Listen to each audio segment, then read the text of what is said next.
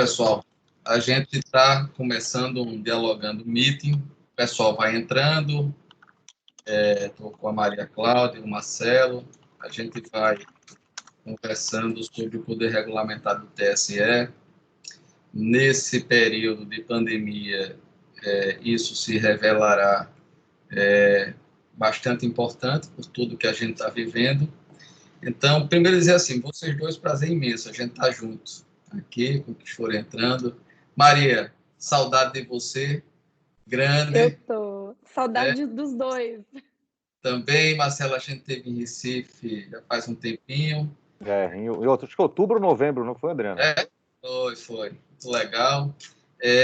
Me contem, vocês nessa pandemia, como é que vocês estão vivendo isso? Qual é a expectativa de vocês? Essa questão da eleição, como é que estamos? Fique à vontade, falem. Marcelo. Vamos lá. Adriano, o cenário é muito incerto, né? É difícil a gente falar sobre uma coisa que a gente não conhece. É uma doença que a gente não conhece e também não é a nossa especialidade, não somos médicos, né? Mas uma convicção que eu tenho e que, lamentavelmente, eu não tenho certeza de que os nossos congressistas desfrutem dessa mesma convicção, é de que não dá para aproveitar essa pandemia para tentar uma unificação de mandatos para 2022 e criar um super mandato tampão de 2 anos, supostamente em razão de uma pandemia que não vai durar 2 anos, né? Então, num primeiro momento, a gente achou que esse assunto tinha morrido, né? Veio num crescendo lá atrás, talvez março, e isso arrefeceu, talvez em razão das declarações da ministra Rosa, do ministro Barroso, mas agora voltou com força. A gente viu a apresentação, não sei se foi ontem ou anteontem, de mais uma PEC, em que aproveitava o gancho da pandemia para novamente falar que os mandatos municipais iniciados agora se esticariam até 2026 para posterior unificação. E acho que aproveitado um momento como esse, em que a gente tem que criar mesmo uma compreensão de excepcionalidade, né? É um regime de excepcionalidade. O TSE, inclusive, tem utilizado essa expressão quando caminha para uma jurisprudência que caça mandato, mas não afasta titular, para evitar descontinuidade administrativa na chefia dos executivos, falando de uma jurisprudência de exceção. A gente também precisa pensar numa regulamentação de exceção. Ora, se estamos falando de algo de exceção, é algo só para esse momento, descabe qualquer debate com tônus de permanência, sobretudo numa questão importante como essa, que seria o caso das unificações. Isso mesmo. Você, Marcelo, o que é que você Não, eu estou na mesma linha com o MC, acho que a gente está falando praticamente todos os dias, né, MC? MC é nossa relatora geral, Adriano. Nós montamos um grupo de trabalho, né, há uns 40 dias, né, formado por uma turma muito boa, né, uma galera assim, realmente comprometida com a realização das eleições e, acima de tudo, com a defesa da democracia brasileira, né? Uhum. Agora, qual é a nossa grande preocupação, né? A grande preocupação é o que a Maria Cláudia está dizendo. Nós não podemos deixar que esse momento extremamente excepcional, em que está todo mundo focado, né, na integridade física, na saúde das pessoas, a gente utilize isso como um filtro aí, uma situação ruim para você ferir a democracia, a periodicidade das eleições e partir para um movimento de unificação que é muito negativo, né? A gente já tem uma baixa qualidade da democracia brasileira, a gente exerce muito pouco, né, a participação em ferramentas de decisão popular, né? A gente tem muito pouco plebiscito no Brasil, muito pouco iniciativa popular, muito pouco referendo, e aí você vai criar mecanismos de uma eleição de 4 em 4 anos, né, para dificultar ainda mais a participação da população na escolha e na deliberação das grandes decisões e nas locais decisões também brasileiras. Então, assim, o momento agora é da gente focar no seguinte, eu acho que o ministro Barroso falou muito bem, Adriano, o valor vida é muito importante, o mais importante, mas abaixo disso também tem o respeito à democracia como um princípio estruturante da nossa sociedade, e a gente precisa defender isso. Não, isso eu acho que todos nós estamos de acordo que um cenário não muito positivo, muito ruim para a democracia, seria a gente ter mandato tampão. Esse é um ponto que, de fato, me parece haver um consenso, quase, que a gente viu o ministro Marco Aurélio defendendo justamente essa tese. Né? É verdade. Pronto, eu queria pegar por aí um pouquinho. Não sei se vocês viram a fala do ministro Marco Aurélio, recentemente, numa entrevista, em que ele defendia justamente a tese da unificação do mandato e de um mandato tampão. Eu discordo disso, a gente vai discutindo aqui as razões pelas quais isso não se sustenta. Eu quero começar ouvindo vocês sobre isso. Como é que vocês avaliam essa questão do mandato tampão? Vocês já disseram ser contra, mas eu queria pensar não só do ponto de vista político, mas do ponto de vista mesmo constitucional, né? E do direito da soberania popular. Como é que vocês veem isso do ponto de vista jurídico? Vocês acham que seria isso possível? Vocês acham que isso afrontaria em alguma medida a soberania popular, uma vez que a expectativa de quem votou na eleição passada deu um mandato para 4 anos e não um mandato para 6 anos? Como é que vocês avaliam? Olha, veja só, Adriano, eu não gosto dessa. Eu acho que não é uma saída constitucional adequada você criar um elastecimento do mandato posto já. Na minha opinião, final do ano encerra o mandato de quem foi eleito numa perspectiva de 4 anos. Eu acho muito negativo essa perspectiva de mandato tampão. Primeiro que você vai dar a alguém aquilo que ele não ganhou nas urnas, né? Isso é muito ruim. E segundo que você cria uma situação que é uma situação muito casuística, ou seja, quem está no poder vai ser premiado aí por meio de uma emenda constitucional, né, com direito de uma prorrogação de um mandato. Eu acho muito negativo. Como eu também acho ruim essa perspectiva que está na emenda, nessa PEC 16 que a Maria Cláudia falou, que saiu agora do Senado, que ele cria cria uma eleição que vai dar um mandato de praticamente 5 anos para os novos prefeitos e vereadores. Ele deixa aberta a data da eleição, isso, mas coloca que o marco joga final lá seria 2026. Marco final de 2026, né? Então, assim, se eu fizer em janeiro de 21, o cara vai ter praticamente 5 anos e mais ou menos alguma coisa. Então, assim, é muito ruim, né? A gente cria uma situação muito negativa. Seria para lá na ponta unificar. Para lá na ponta unificar. Para lá na ponta unificar. Né? No momento, vamos ser sinceros, que a sociedade brasileira não está focada nisso. Ou seja, é uma discussão muito mais profunda do que você pegar aí e fazer uma emenda, né, jogar um arremedo aí de emenda constitucional para jogar uma unificação onde a sociedade não está focada nisso, não teve discussão, não se ouviu a comunidade jurídica, não se ouviu a sociedade civil. Para que fazer um negócio desse nessa situação? Né? Qual a razão para a justificativa disso?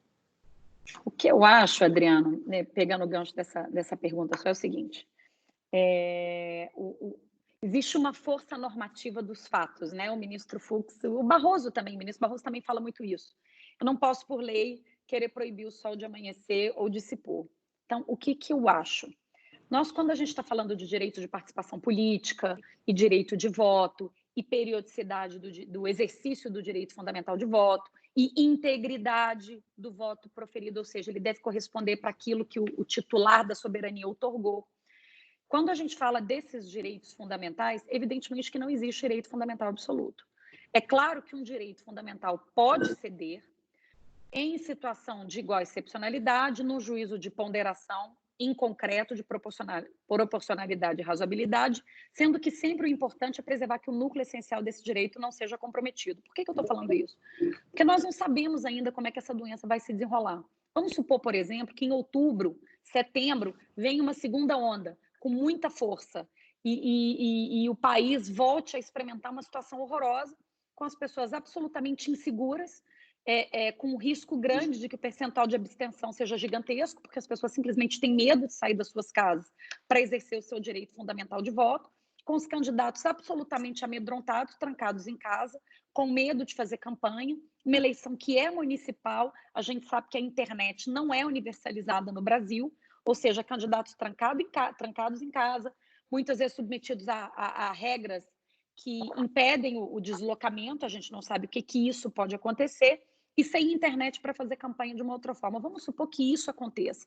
É uma situação absolutamente excepcional. Será que eu posso cogitar de um prolongamento de mandato, digamos, 6 meses, para que a eleição seja em julho do ano que vem, no momento em que essa segunda onda já tenha passado, que uma eventual vacina prevista para janeiro ou fevereiro já esteja sendo aplicada? Então, isso é que é importante. Qualquer mitigação do direito fundamental de voto, dessa periodicidade, da integridade, da preservação da vontade externada nas urnas, ela, em tese, sempre pode ceder, porque não há direitos fundamentais absolutos, mas estritamente na medida do absolutamente indispensável para preservar o próprio direito, que é o direito de exercer o voto. Então, se não houver condições nenhuma de realizar uma eleição em outubro, novembro ou dezembro, é claro, os fatos eles falam por si. Eu não fecho as portas para um eventual prolongamento de mandato, mas a premissa subjacente a isso é que esse prolongamento deve se dar pelo prazo minimamente necessário para que, ainda que não sejam em condições ideais, porque a gente não precisa, normalidade e legitimidade das eleições não necessariamente significa realizar a eleição no ambiente óptimo, estéril. Não, a gente está no meio de uma crise de saúde pública, vamos fazer a campanha possível, né? Então, dentro daquele limite necessário para uma campanha possível. Tudo para além disso, que desborde desse mínimo necessário, que ofenda a proporcionalidade e a razoabilidade, para mim, comprometem a periodicidade do voto, a autenticidade, a vontade do eleitor. Tem um precedente, que aqui eu vou dar o crédito, como eu fui relatora geral, eu estou por dentro de todos os relatórios da Bradesco, mas não, a pesquisa não é minha. E veja, o relator é o Guilherme Gonçalves, mas a autora da pesquisa é sua digníssima esposa, Carolina Kleve, então créditos a ela. Ela encontrou, Adriano, um precedente do Supremo, tomado ainda na perspectiva da Constituição de 46, que era uma belíssima Constituição democrática, que foi a representação 322. E nela, o Supremo entendeu o seguinte: inconstitucionalidade de ato de Assembleia Legislativa, de Goiás, no caso era um estado, que prorroga por mais um ano os mandatos de governador, vice-governador e prefeitos. A prorrogação de mandato fere a forma republicana e o princípio democrático da temporariedade das funções. Então, é claro, foi na perspectiva de um outro texto constitucional, mas a disciplina jurídica, tal como lá posta, é muito assemelhada da Constituição de 88. Então, temos aí, ainda que de algumas décadas atrás, um precedente no Supremo sinalizando nesse sentido. Eu só acho aí, Mariana, em relação a esse precedente em particular, estou ouvindo agora, que, se eu não me engano, aí especificamente, é em relação à eleição estadual, se é o princípio da simetria com o centro. Se um estado poderia modificar, através de Constituição estadual, data de eleição. E aí, mesmo em face de 46 quanto a de 88, essa decisão, eu acho que fere até a lógica federativa do Brasil. Eu concordo. Mas aqui o vício não foi de forma, não, foi de mérito. Mas ali foi material. Foi material, né? Pronto. Então, tanto melhor. E aí, você tem uma experiência mais próxima que, sobre isso, quando a Constituição de 88, obviamente se estava criando ali um regime constitucional novo. E todo regime constitucional novo, ele naturalmente pode rompe o regime constitucional anterior e se sobrepõe a ele, que foi aquela extensão do mandato, se eu não me engano, aliás, uma redução do mandato do presidente Sarney, não foi isso? Porque era o seguinte, ele tinha um mandato de 6 anos, virou 5, não foi? 5. 4 anos, e aí, como ele estava no mandato, ele cede e abre mão, né, do mandato de 1 ano, nada obstante, ali era uma eleição indireta do Tancredo e dele. Não foi uma eleição direta, já havia, você não pode nem invocar ali a soberania popular em defesa do mandato extenso. Mas, de fato, tem esses dois aspectos que vocês estão tratando. Eu queria provocar também, Marcelo, você nisso. Veja, não vez fora nada, vocês dois, me parece que a ABRADEF, e de um modo geral, há um consenso entre os eleitoralistas de que a solução também não é só a distensão, porque os fatos se impõem, ok, então vamos fazer a eleição, se não em outubro, adiante. E eu falo já sobre o poder regulamentar do TSE, que eu queria ouvir vocês e provocá-los um pouco. Mas em relação à Constituição em si, a unificação de mandato, Deixa eu pegar esse trecho. Porque um dos pontos, no final das contas, tanto nas duas discussões que a gente tem visto, seja de um mandato tampão, seja dessa emenda constitucional que estamos falando, que passou pelo Senado, está passando, no fundo, há uma busca comum de unificação de mandato eletivo na eleição. Como é que vocês veem isso? Vocês acham que isso faz bem à democracia? Qual é a avaliação? Você está falando a unificação, é isso? A unificação de eleição. A unificação em si. Em si.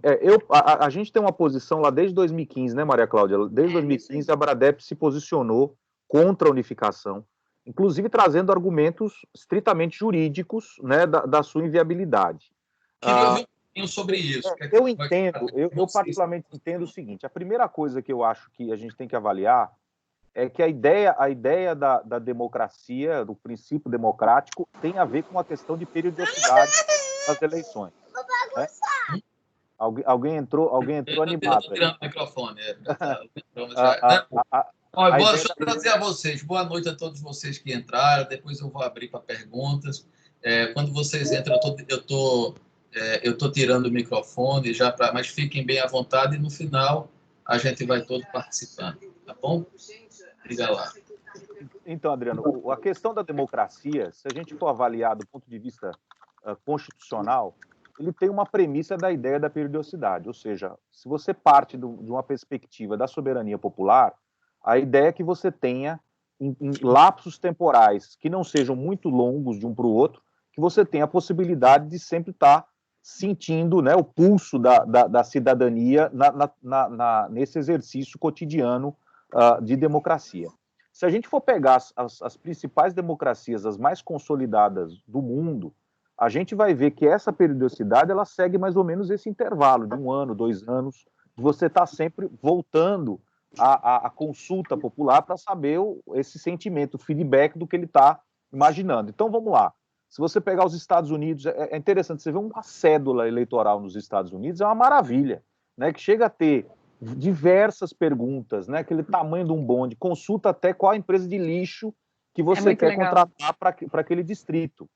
E aqui no Brasil a gente está querendo fazer o sentido contrário. A gente quer, na verdade, o seguinte: olha, eu vou ficar 4 anos, 5 anos sem falar com vocês, aí a gente volta e um dia só a gente vai lá e consulta para saber de cima a baixo quem vai ser os nossos representantes. Então, assim, a gente está fugindo de toda uma visão mais contemporânea, de uma ideia de uma democracia participativa, né? Se for pegar um pouco mais habermasiana, né? Uma visão mais deliberativa, ou seja, você está indo o inverso, você está voltando para uma democracia representativa da pior forma possível imaginar. Então, assim, do ponto de vista constitucional, e a gente até teve aí a manifestação do próprio Barroso, há uns 15, 20 dias atrás, deixando muito claro, né, a preocupação dele nessa leitura errada do Congresso e se tentar aí fazer a unificação. Então, assim, eu acho que nós temos argumentos constitucionais, sociológicos, do campo da ciência política, mais do que contundentes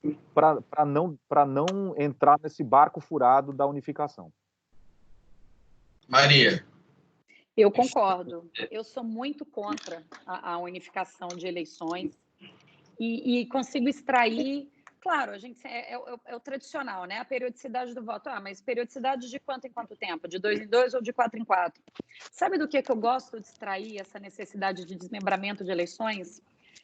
Do princípio republicano e da regra de prestação de contas naquele sentido de accountability.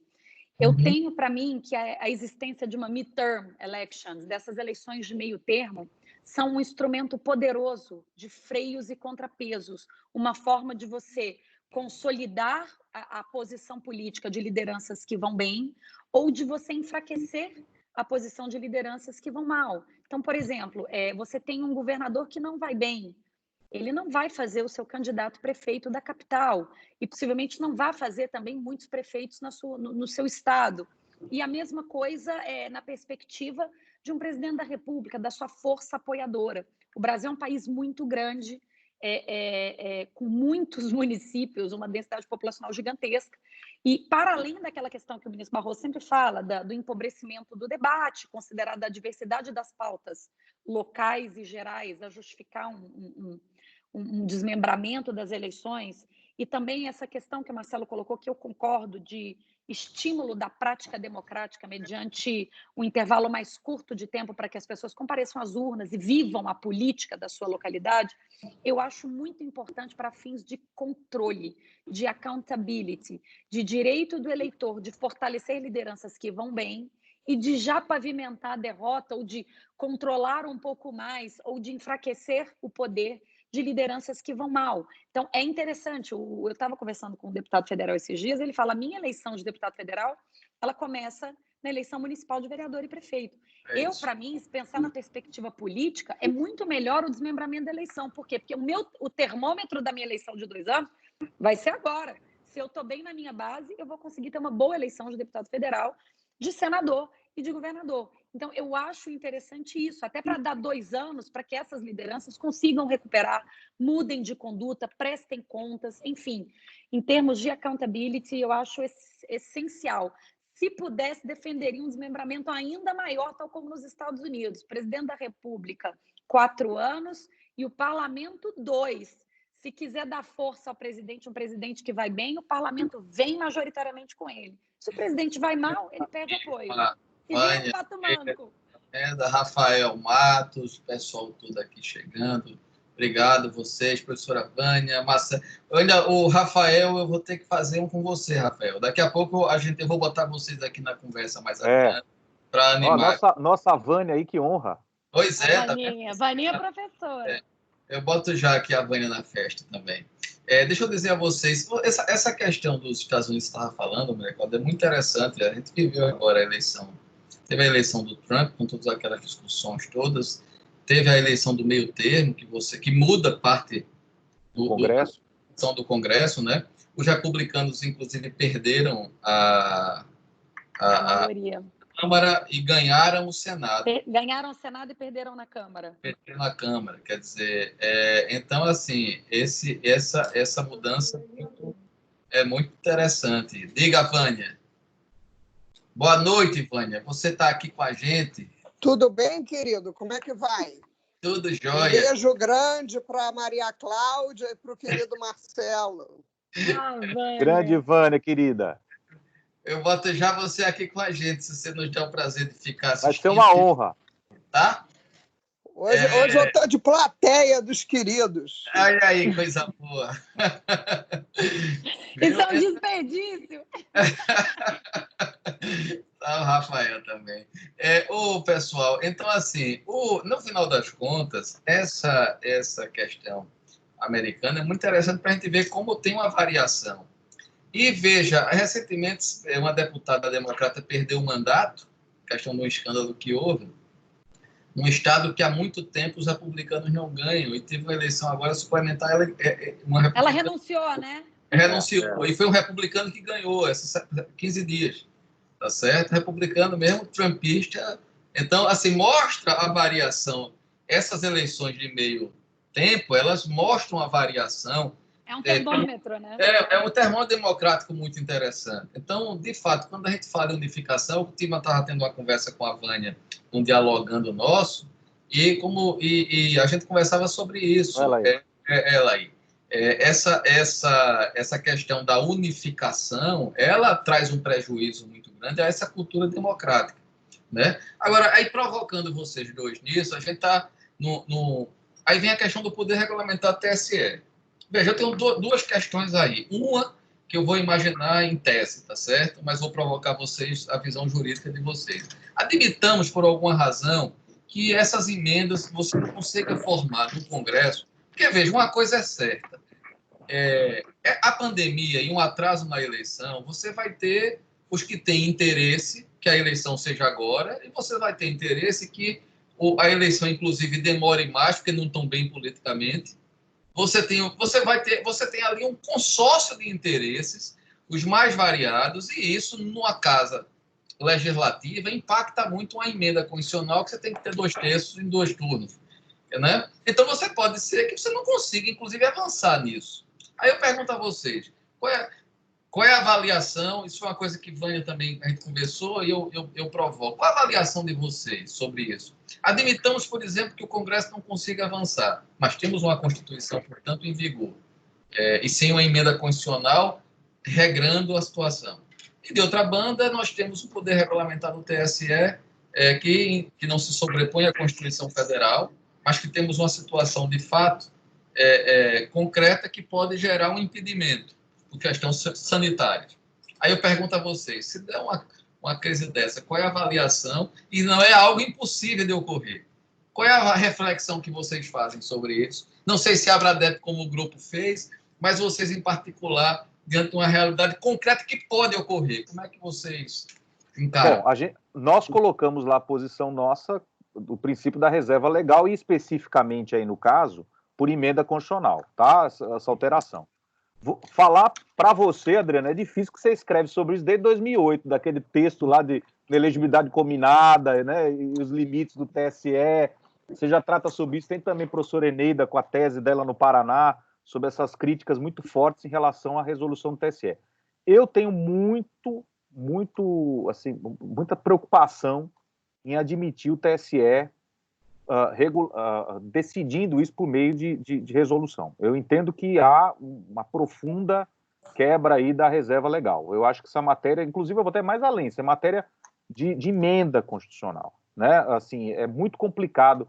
Eu até fiz uma crítica recente da resolução do TSE que tratou da adaptação do CPC para a realidade eleitoral, ou seja, praticamente cortou grande parte dos avanços que nós tivemos no CPC, e agora, ainda bem que agora, na última resolução liderada pelo ministro Barroso, muita coisa ele absorveu do CPC, já evitando aquele corte que nós tivemos lá atrás. Então, assim, eu acho muito ruim, Adriano, a gente, do mesmo jeito que nós estamos aí, sem dúvida alguma, num eventual impasse do Congresso Nacional de não aprovar uma emenda constitucional que faça um eventual adiamento mitigado aí dentro daquilo que é necessário para a gente poder realizar no menor espaço de tempo, eu também não acho adequado que a gente dê essa outorga, essa delegação aí, que nem a Constituição outorga, né, ao TSE para poder definir isso. Eu tenho muita preocupação em relação a isso. Maria Cláudia. Olha só, essa discordância. Me anime com a discordância. Vamos lá. Não vai dar. Eu acho assim, a matéria, definitivamente a fixação do dia da eleição é matéria de norma constitucional expressa, né? Então, indo na sua pergunta, se o Congresso não formar um consenso nenhum e não aprovar PEC nenhuma, o TSE vai ter que se virar para realizar as eleições nas datas ordinariamente previstas, do primeiro domingo e no último domingo de outubro. Agora, vamos lá. Eu agora vou devolver, Adriano, uma outra pergunta para você. Porque eu acho que essa situação não vai acontecer. O meu medo é outro. O meu medo é o seguinte, não se formar consenso sobre data e uns querendo que seja no mais curto espaço de tempo, é aquilo que você falou. Tem deputado que é candidato a prefeito de capital e vai votar essa PEC. Você mesmo tem um aí no estado de Alagoas. E tem outros que não estão bem, tem prefeito tentando se reeleger que quer mais um tempinho, porque na pandemia o assunto só é esse e está difícil fazer uma gestão satisfatória num contexto como esse. Existe toda essa questão. Meu medo é o seguinte, de passar uma PEC simplesmente em branco, uma PEC de delegação absoluta de poderes. Delega-se ao Tribunal Superior Eleitoral, observadas as condições sanitárias, os relatórios da OMS, do Ministério da Saúde, fixar a data das eleições, fazendo o ajuste necessário em toda a legislação pertinente. Tem já um projeto... Tem algo muito parecido. A PEC 16 fala isso, ela pega no artigo 1º, delega para o TSE, só que dá até um prazo final, limite 25 de abril, até dia 21, está no parágrafo 4º. Deixa eu ver aqui. Estou com ele aqui. É um texto... Se a nova data definida para a realização do pleito continuar presente as condições que levaram, o TSE deverá, no menor prazo possível, marcar a nova data, observando o limite de 25 de abril de 21, para ambos os turnos. Ele delega, mas diz, Esse tema, isso aí é uma cópia, salvo melhor juízo, do Chile ou do Uruguai. Numa webinar que fizemos eu, Luciana Lócio, Ângela e Murilo Aragão, a gente discutiu isso. Eles delegaram à Justiça Eleitoral o poder de fixar todo o calendário eleitoral e fixaram só um período máximo. Vocês têm que resolver isso tudo até tanto. né? E aí eu devolvo a pergunta para você, Adriano. O que você acha desta profundidade de delegação, inclusive para dispor de matéria constitucional? Veja, se essa é uma delegação que, de qualquer forma, ela é feita será uma emenda constitucional de ato de disposições constitucionais transitórias, a DCT. A DCT, muito demarcado para uma questão de crise. Eu não defendo a tese de uma força normativa dos fatos, porque, nesse sentido, numa lógica de que dos fatos não saem normas jurídicas, mas você tem digamos, você tem um condicionante concreto, factual, que provoca uma ruptura na normalidade constitucional. Veja, não é uma ruptura democrática. Ela é uma ruptura provocada por uma circunstância de fato que não é, inclusive, nem nacional, ela é mundial, né? Mundial. Nós estamos diante de uma crise sanitária grave e que isso faz com que você não possa, inclusive, ter uma constante ida ao Congresso, quer em nível de emenda, quer de lei, para ficar regulando uma situação que ela pode se tornar muito episódica. A cada episódio, a cada conflito, você convocar o Congresso a buscar um consenso, e se for por emenda, então pior. Então, essa delegação, eu acho que ela não, nesse sentido, ela tem uma densidade constitucional. Ela seria admissível você passar para um órgão que, em tese, seria, digamos assim, o ramo menos político, em tese, né? O ramo menos político do poder, né? Que seria o judiciário, em que você delega constitucionalmente vinculado a um trato de tempo e a um tipo próprio de resolução. Então, quanto menos também for em branco, melhor.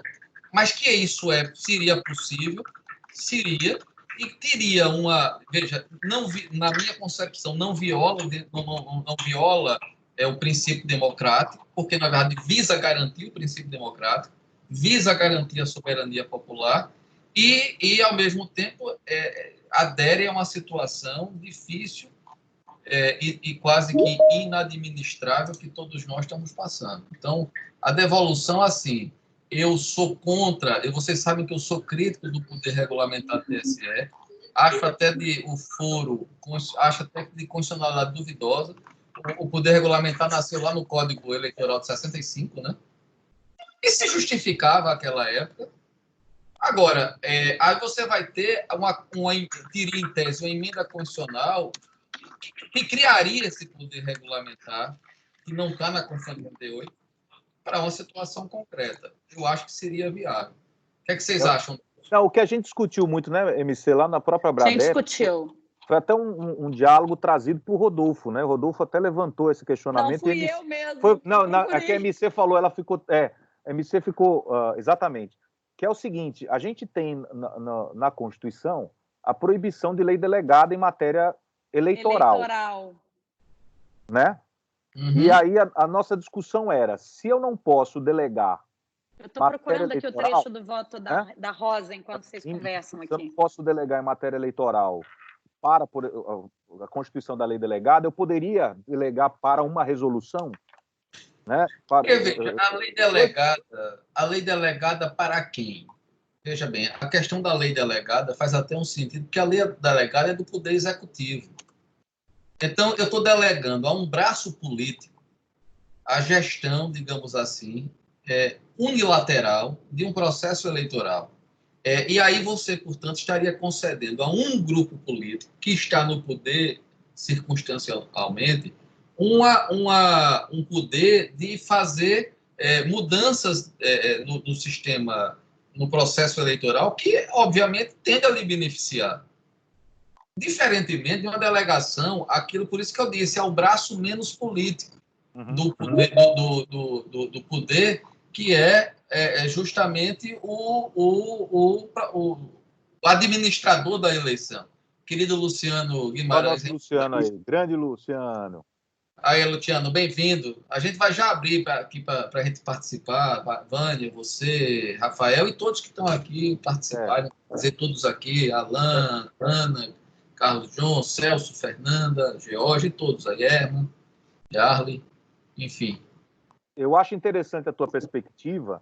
Agora, de fato, porque nós temos uma morfologia diferente, né? O judiciário aqui no Brasil que preside as eleições, né? Mas se você for pegar na América Latina, isso seria difícil, porque praticamente os órgãos eleitorais estão vinculados ao executivo, né? Então, tem essa característica, Marcelo, porque você pega normalmente essas comissões eleitorais, ou esses comitês, ou esses, enfim, são vinculados ao Poder Executivo. No Brasil tem essa característica diferente. O administrador da eleição, o Poder Judiciário, ele exerce a função legislativa, ele exerce a função através de medidas regulamentares, né? E tem sido uma prática comum, inclusive através não só do poder regulamentar, mas do poder de consulta. Quantas questões, e questão de ordem, quantas vezes nós tivemos, por exemplo, verticalização de eleição, surgiu por onde? Onde é que isso estava previsto? A infidelidade partidária como perda de mandato, surgiu onde?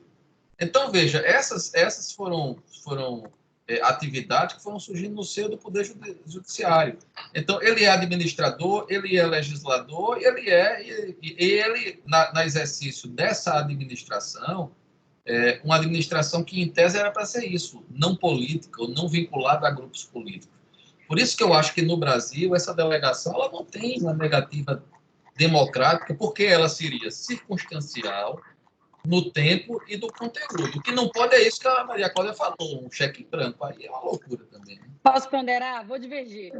É isso.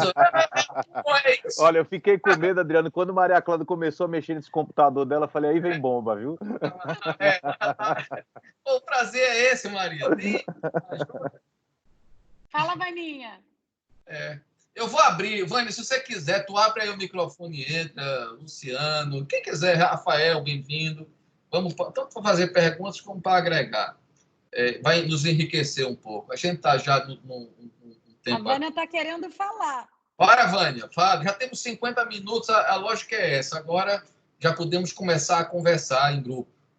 Vânia, querendo, pode falar. Só vamos ouvir a Maria Cláudia, que ela já quer divergir, depois a gente vai entrando. Diga lá. Olha só, o que acontece é o seguinte, a gente tem no artigo 68 a ideia de que as leis delegadas não serão objeto de delegação, atos de competência exclusiva do Congresso Nacional, os de competência privativa da Câmara ou do Senado, matéria reservada à lei complementar, nem legislação sobre 2, nacionalidade, cidadania, direitos individuais, políticos e eleitorais. Veja, o que eu extraio do artigo 68? Fazendo uma interpretação, é aquilo que a gente chama de reserva de parlamento, né? São matérias que, por sua envergadura e por sua importância, não podem ser tratados por poderes outros. E aqui, quando eu faço essa interpretação, não acho que é vedado ao executivo, porque o executivo representa uma força política. E isso não se projetaria para o Poder Judiciário, que, em tese, atuaria como árbitro, né, imparcial. Não. Eu acho que na repartição dos poderes da República e nesse equilíbrio muito sensível de checks and balances, e a gente não pode esquecer que se hoje existe um poder que está agigantado, este não é o executivo, esse inquestionavelmente é o Poder Judiciário, que está agigantado nas suas funções, muitas vezes invadindo questões que não lhe são afetas, e neste caso aqui, o que eu acho é que não há a ideia, a razão subjacente dessa cláusula constitucional não é bem uma ideia de neutralização política ou de imparcialidade, mas isso sim de reserva de parlamento, de soberania congressual.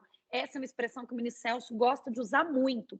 E, nesse sentido, teve uma ação direta de inconstitucionalidade, eu vou agradecer aqui de público ao Eduardo Espíndola, meu sócio, porque eu tinha na cabeça que era um assunto, que era vereador e tal, e era outra coisa, mas era assemelhado. Mas eu me lembrava muito desse caso. Não sei se vocês se lembram, mas existe, acho que foi a eleição de 2010, estou ficando tão velha, Adriano, que a gente começa a contar a eleição, 6, 10, 14, a gente não lembra. Mas uma determinada eleição, que nós temos que fixar o número de parlamentares por estado, de acordo com a população assim calculada pelo IBGE. E tinha que fazer essa atualização, e alguns estados iam perder deputados, assentos, e outros iam ganhar. E aí o Congresso, justamente por isso que você falou, por não ter consenso, como é que você vai fixar uma PEC de número de deputados quando estados perdem e estados ganham? Nunca que você vai alcançar a maioria necessária para aprovação de uma emenda constitucional, exatamente num contexto de unificação ou não de mandato, que é um tema que interfere em interesses políticos de lado a lado, o que não gera, o que torna quase impossível um consenso. O Congresso foi lá e aprovou uma lei complementar jogando a bola para o TSE fixar o número dos parlamentares por resolução. E o TSE foi lá e fixou, e isso foi objeto de uma ação direta de inconstitucionalidade, e nessa ação direta de inconstitucionalidade discutiu-se se matéria reservada à lei complementar poderia ser delegada por lei complementar do Congresso ao TSE. E um dos fundamentos da inconstitucionalidade, e aqui preciso ser justa, não é um fundamento que consta de todos os votos, ele é um fundamento disperso. O ministro Barroso, por exemplo, entende que essa delegação naquele caso era possível, era uma lei complementar delegando matéria de lei complementar. Se a gente fizer uma simetria, pode-se entender que ele talvez topasse a ideia de uma PEC, uma cláusula da DCT, dar poderes constitucionais de fixação de dia da eleição, mas a ministra Rosa, por exemplo, foi expressamente contra, dizendo que existe sim uma cláusula de reserva de parlamento. Então, eu não concordo. Ou o Congresso fixa uma data, ou a data será aquela da Constituição, com todas as restrições. Deixa eu só te fazer uma provocação para a gente ouvir também o Marcelo e abrir aqui. Mas deixa eu te fazer uma provocação sobre isso. Eu concordo com você, a reserva parlamentar, estamos de acordo. Eu só acho que o tema da delegação, da lei delegada aí, ela precisa ter ser vista com grão de sal. E veja, por que motivo? A lei delegada, ela surge de quê? De uma iniciativa do próprio Executivo, em que ele pede os poderes ao Legislativo, para que ele, Legislativo, nos limites daquilo que o Poder Executivo pediu, lhe seja autorizado a fazer. Então, óbvio que essa delegação, sob pena de você subtrair de um poder, de um outro poder, a própria autonomia, independência, estatura dele, uma reserva de poder, que é essa reserva do parlamento, essa atuação seria, de fato, excessiva. E aí, por isso, a Constituição limita. Normalmente, a lei delegada é utilizada para estrutura, né, para alguns ajustes. Essa utilização da lei delegada em geral.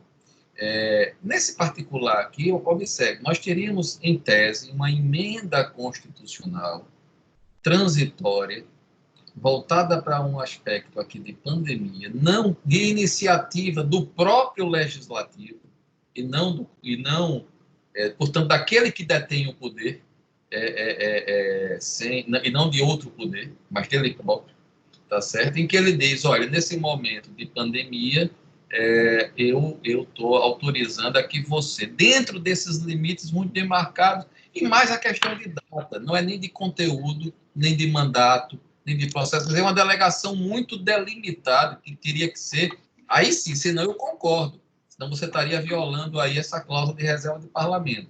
Mas, veja, a gente não está, eu acho que a gente, no fundo, Maria, a gente está vendo o seguinte, eu estou de acordo com você de que qualquer delegação ela tem que ser bastante limitada. No seu caso aí, você entende que aqui é uma reserva intransponível.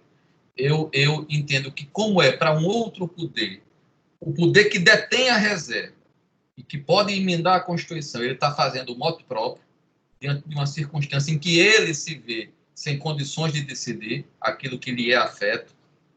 Eu acho que, nesse caso, e pelas razões que a gente está elencando aqui, acho que seria possível, no meu entendimento, né? Salvo melhor juízo. Marcelo, olha, eu vejo o seguinte, a primeira coisa que nós precisamos pensar, e é isso que a gente se preocupou muito no GT2, né, Maria Cláudia, foi o seguinte, vamos tentar fazer, você agora é um grande gestor, Adriano, ter provado isso cada vez mais, né, esse trabalho fantástico que você tem feito em cima de uma empresa extremamente importante no país, é o seguinte, é a gente utilizar da nossa criatividade, da nossa inovação, para estudar mecanismos, protocolos, procedimentos para realizar as eleições. Certo? Acho que esse é o primeiro ponto. Viabilizar. Às vezes a gente está gastando muito foco, né? Ou seja, a comunidade jurídica toda, no sentido de você... Vamos estudar se é mecanismo, se é por emenda, se outorga ou não outorga poder para o TSE, quando, na verdade, a gente precisa estudar o seguinte. Vamos lá, vamos pegar o exemplo da Coreia do Sul. O que foi feito lá? O que a gente pode usar aqui e aplicar corretamente? Né? Vamos aqui, por exemplo, dividir sessões eleitorais, vamos colocar nos ginásios, nos estádios de futebol. Nós temos estados tão bonitos, não é verdade? Por que a gente não pode fazer as votações ali em, né, lugar aberto, né, arejado, com distanciamento social? Vai ter que usar, por exemplo, máscara.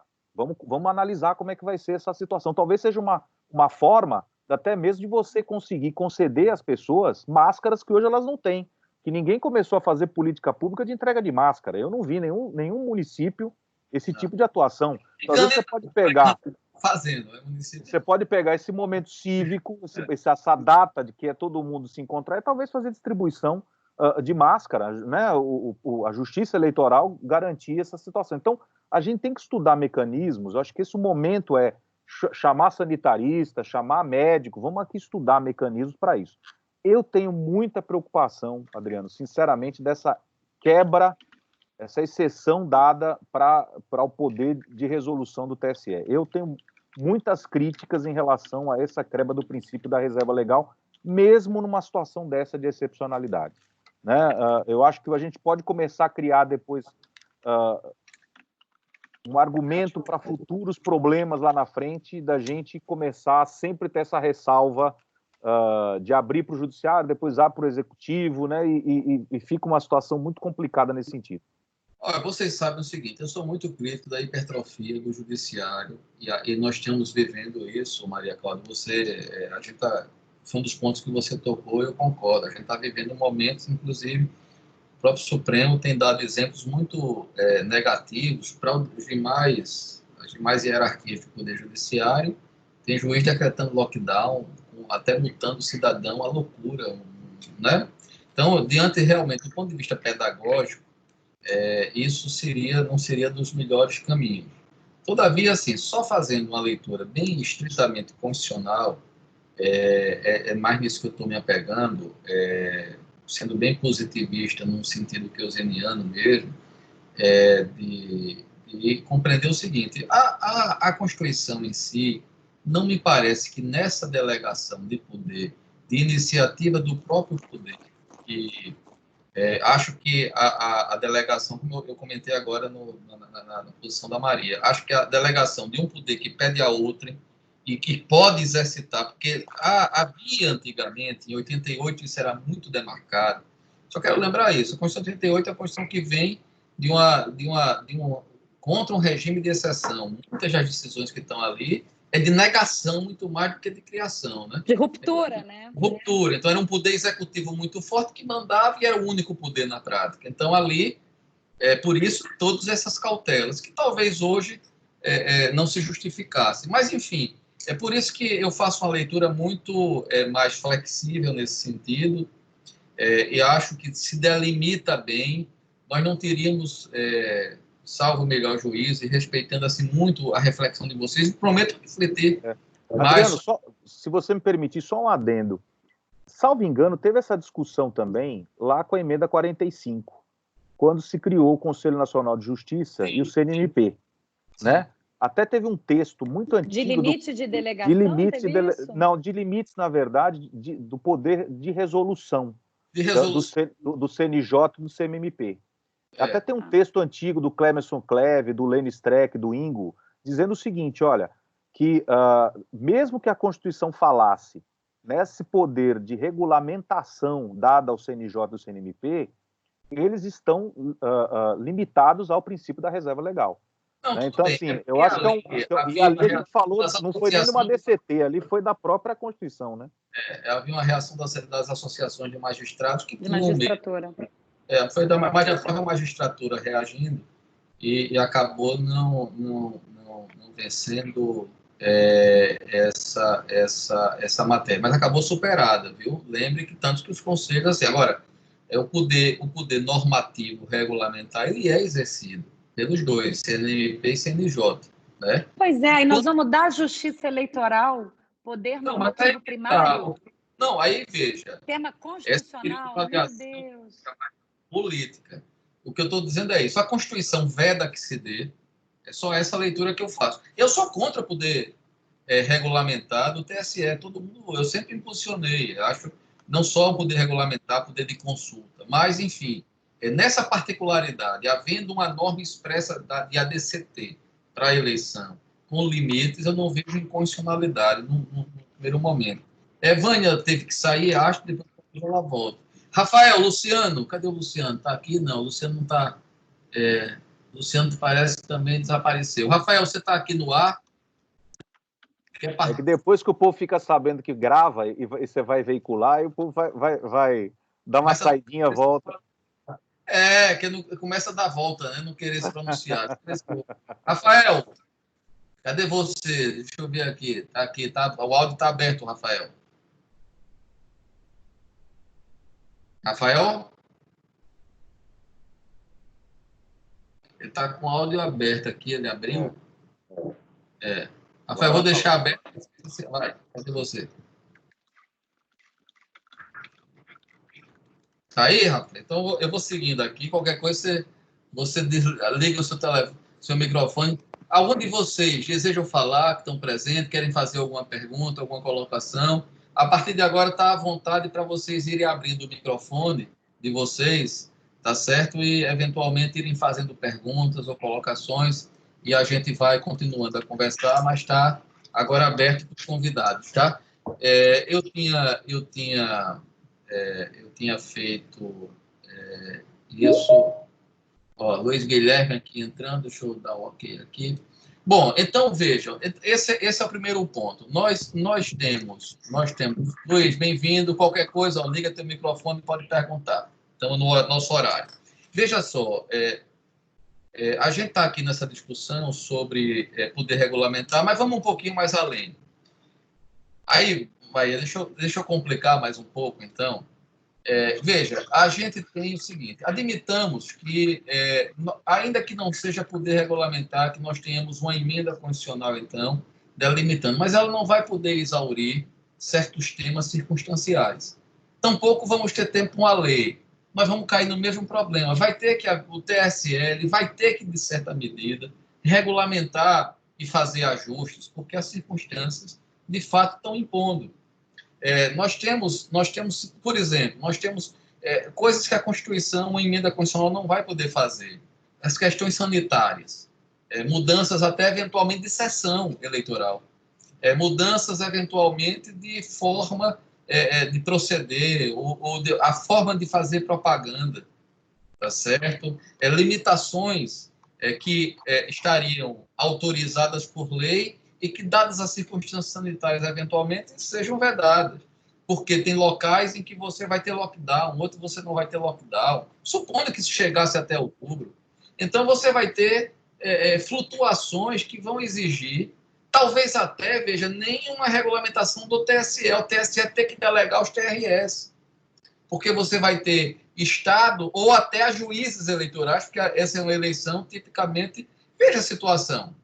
Então, eu estou provocando porque essa é uma realidade. Você sabe que em municípios tem juízes que já sem delegação, os caras baixam até portaria, né? Dispondo sobre tudo.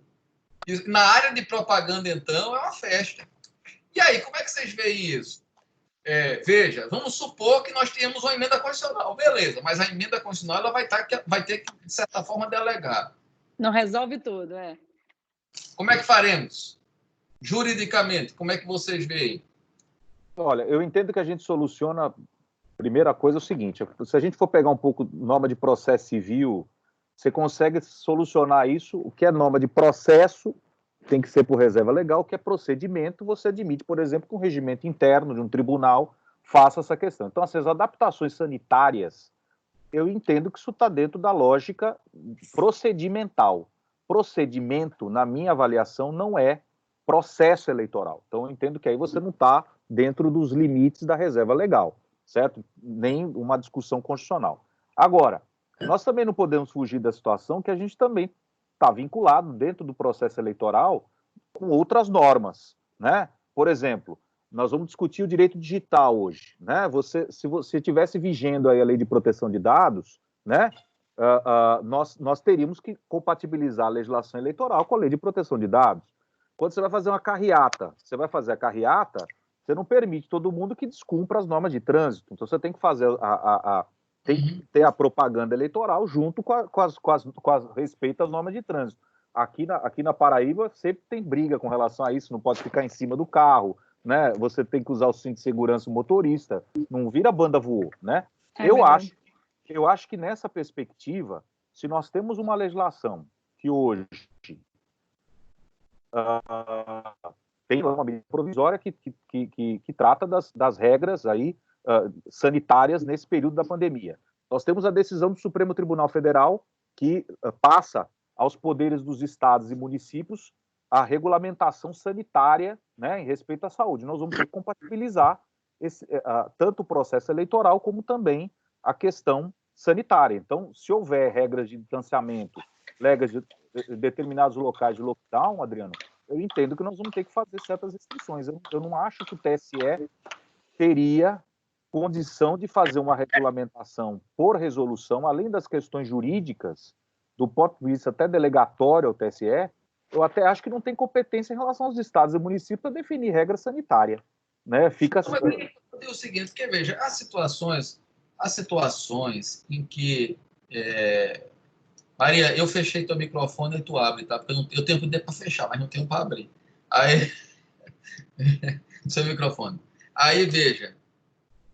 Mas você pode aí abrir. Tem que ligar agora, Maria Cláudia. Aí, Maria Cláudia, você abre o seu microfone, que eu que fechei. Abre aí. Não consegue? Não? Desativou, pronto. Agora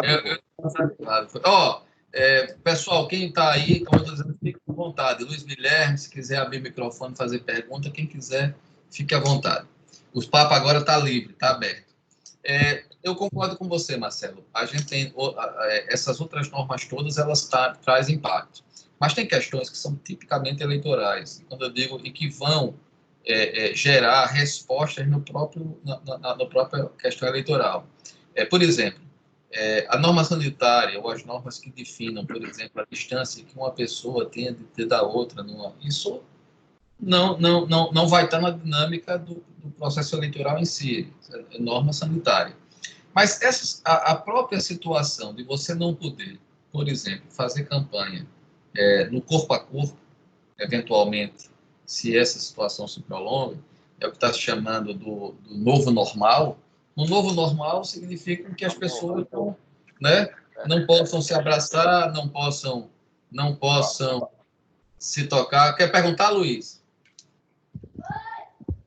Não, o Luiz é mais a minha família. Vou agora. Então, é o seguinte, se nessa questão do novo normal, tá ok, as pessoas não vão se tocar, as pessoas vão ter que diminuir certo convívio social. Essa prática que a gente está tendo aqui, ela passa hoje a ser comum. Ela passou a entrar. Isso não vai voltar.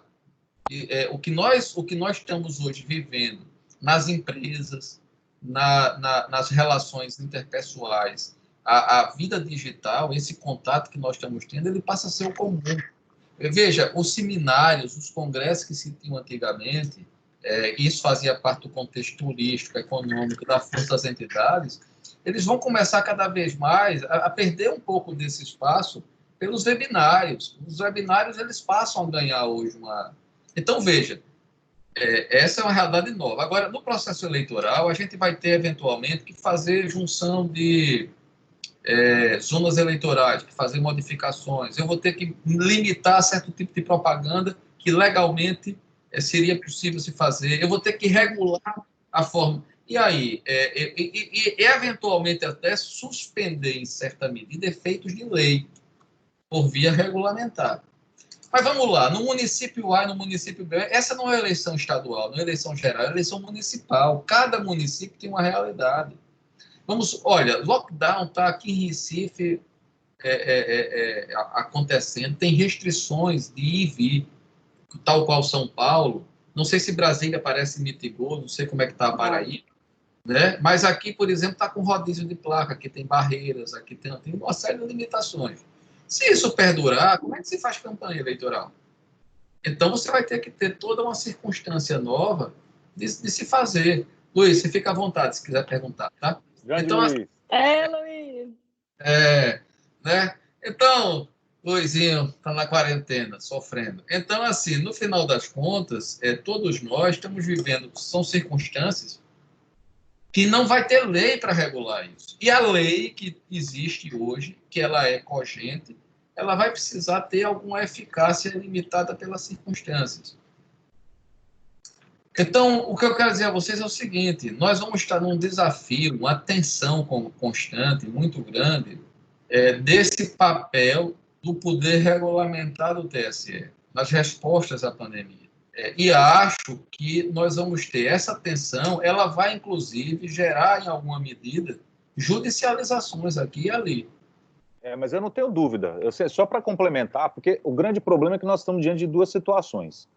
Uma é o TSE tem competência para também entrar, invadir questões sanitárias. Então, por exemplo, ele dizer se aquele determinado município está ou não está com condições sanitárias de fazer, por exemplo, carreatas, né? Eu entendo que a competência são dos estados e dos municípios, né? É difícil você avaliar isso em termos de norma geral, de você criar uma resolução com efeito, né, de abrangência nacional, né? Eu acho complicado isso.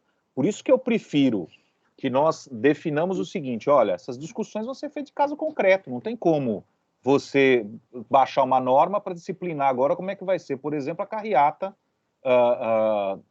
no Brasil inteiro, porque vai ter municípios que vão estar numa situação eventualmente mais complicadas do ponto de vista sanitário e outras não.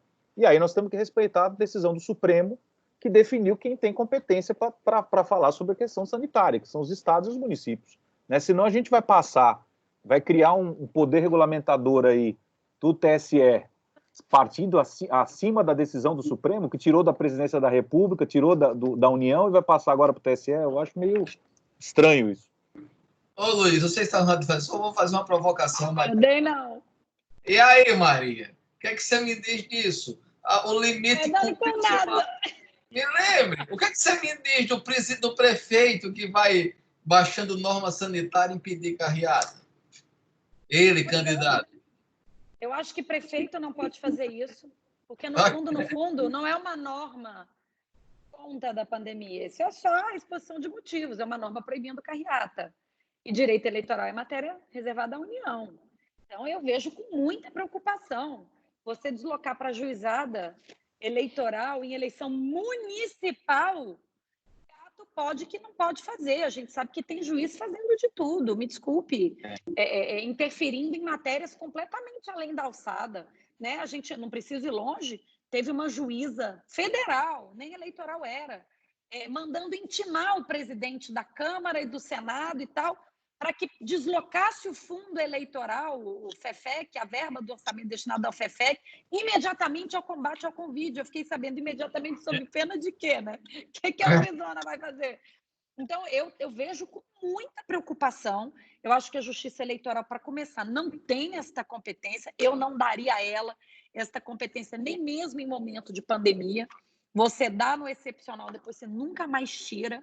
Né? E essa vai ser a grande dificuldade dos operadores do direito no momento de exceção.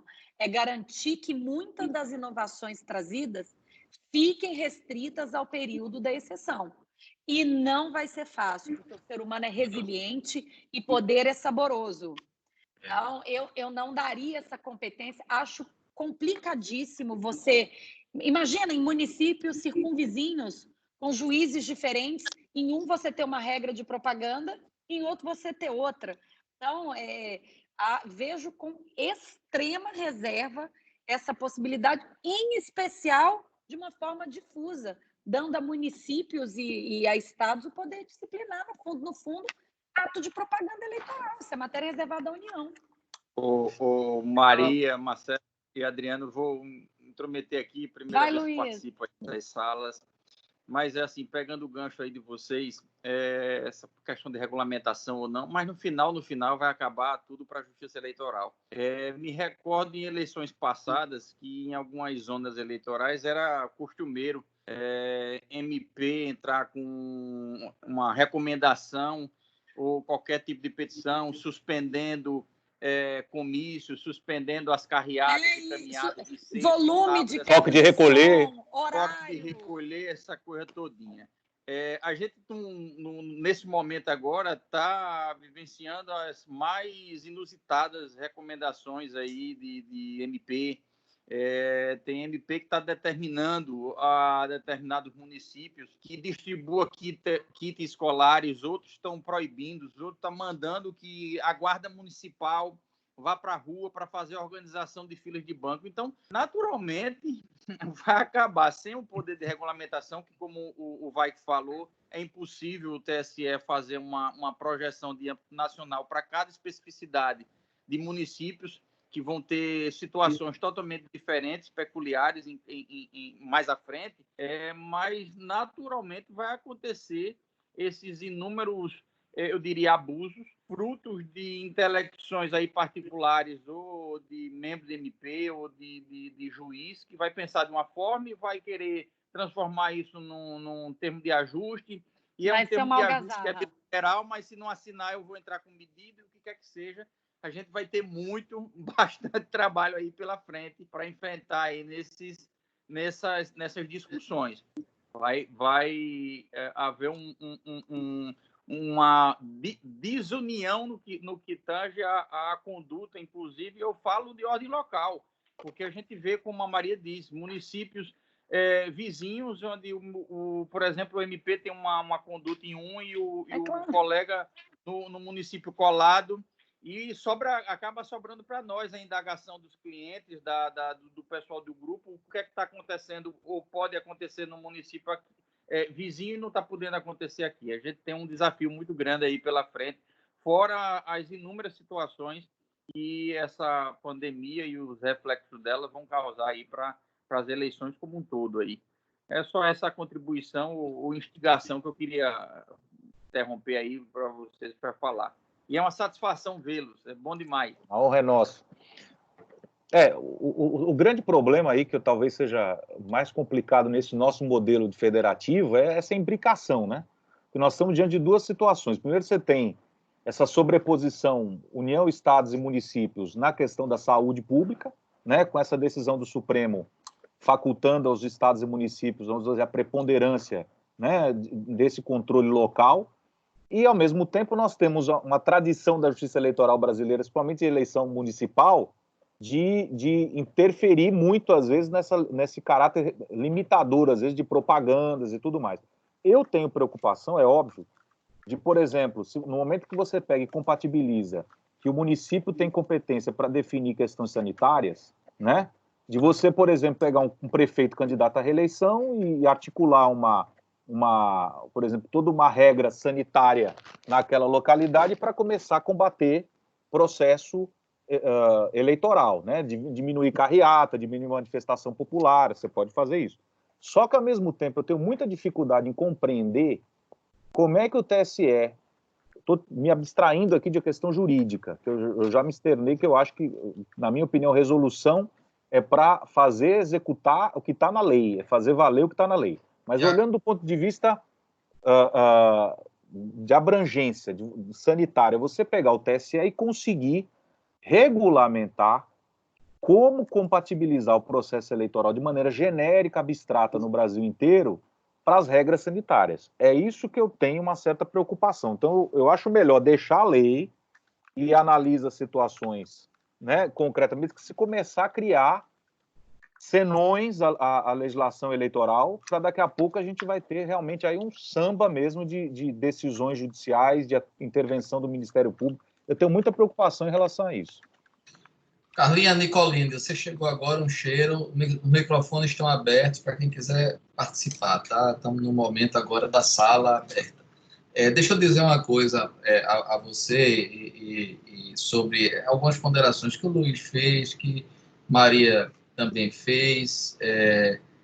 que é o seguinte, nessas questões aí dos municípios, há uma realidade que, de fato, isso em toda eleição tem. Quem faz eleição municipal na ponta sabe, isso que o Luizinho disse, a questão da participação do Ministério Público, por vezes quase que política, né? Veja, nós vamos ter prefeitos candidatos, se não renovando, buscando renovar o seu mandato, mas manter o grupo político no mandato. Portanto, obviamente, se ele está politicamente frágil, ele pode tomar uma forma de medida, de liberalização maior de propaganda, ou limitado. Você tem o Ministério Público Eleitoral e o próprio juiz eleitoral exercendo o poder de polícia, às vezes anima-se numa posição interventiva. Isso é o Rafael Marques. Rafael, bem-vindo, irmãozinho. Então, está aberto para você também. Então, é o seguinte, no final das contas, essa questão, aí, Maria, vamos para o ponto. Nós temos uma situação, adorei, você usando assim, poder normativo dos fatos. Força normativa. Força normativa dos fatos, né? Nós temos aí, eu digo assim, olha, do ponto de vista jurídico eu discordo. Agora, do ponto de vista de realidade, nós temos hoje uma situação concreta. A pandemia, ela está aí. As circunstâncias concretas hoje é que o pior de tudo é que quando o seu governador aí do Distrito Federal, quando ele foi fazer as limitações do isolamento social e atividade econômica, todo mundo aplaudiu. Ninguém falou nada do ponto de vista do judiciário o que foi.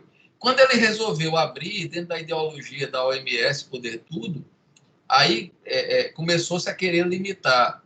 Então, o judiciário e o próprio Ministério Público tem locais que ele visa a revelia da administração pública determinar o que se faz e o que não se faz.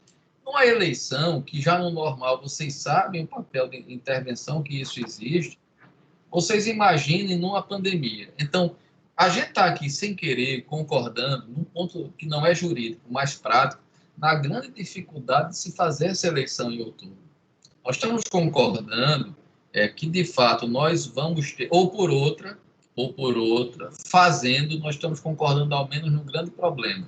Nós vamos ter, assim, uma eleição extremamente atípica em termos de desafios, de limitações de poder, e isso poderá gerar um grande desequilíbrio do pleito. Quer dizer, que não é um objeto da nossa tratativa hoje. Eu quero focar muito no poder regulamentar, porque... mas veja, então, chegamos no seguinte ponto, ver se a gente consegue avançar pelo menos numa concordância. Primeiro, Maria Cláudia, viu, Carlinha, você que chegou agora, Maria Cláudia e Marcelo têm uma visão mais no sentido de que não se pode fazer... Marcelo, você me corrige se eu estiver errado, a Maria Cláudia foi mais enfática nisso. De que não se pode haver delegação de poder, mesmo pela emenda constitucional, para que o TSE regulamente. Marcelo, você endossa essa tese? Nessa perspectiva, eu gosto da ideia de você... Diga, Maria Cláudia. Não, ali a gente estava falando na perspectiva da data da eleição, né? Isso. De uma delegação por emenda constitucional para alteração via resolução de uma norma constitucional que é aquela que fixa a data das eleições.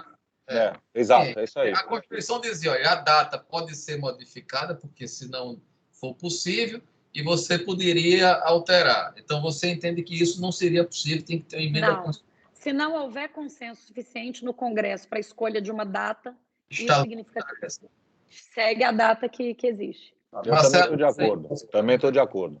Também estou de acordo. Eu aqui abri uma divergência dizendo que entendo que não. Entendo que uma ADCT, neste momento, poderia delegar, sim, ao TSE para esta oportunidade, para este momento, sem que essa delegação fosse inconstitucional, pelas circunstâncias, inclusive, sem ruptura democrática.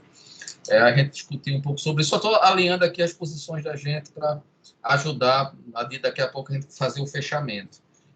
Um outro ponto que avançamos aqui é numa concordância muito clara, que é da realidade dos fatos. Nós vamos ter uma eleição dramática, seja quando for, no sentido do poder regulamentar, seja do TSE ou dadas as realidades locais de cada município, circunstancialmente nós temos a iminência de termos, digamos assim, juízes legisladores em cada município, né? Então, obviamente, nós já temos uma posição firmada de que isso é um abuso e não é constitucional. Todavia, se tivermos uma delegação, a pergunta que eu fiz foi essa, Carlinha, e a todos vocês que vão, inclusive, ver o vídeo gravado. A pergunta que eu fiz é, isso seria possível? Ora, se na primeira premissa não, nessa também não, né, Maria Cláudia? Né, Marcelo? Nós estamos de acordo. Eu também estamos de acordo, sem dúvida. Porque se tiver que mexer por lei tem que ser por lei.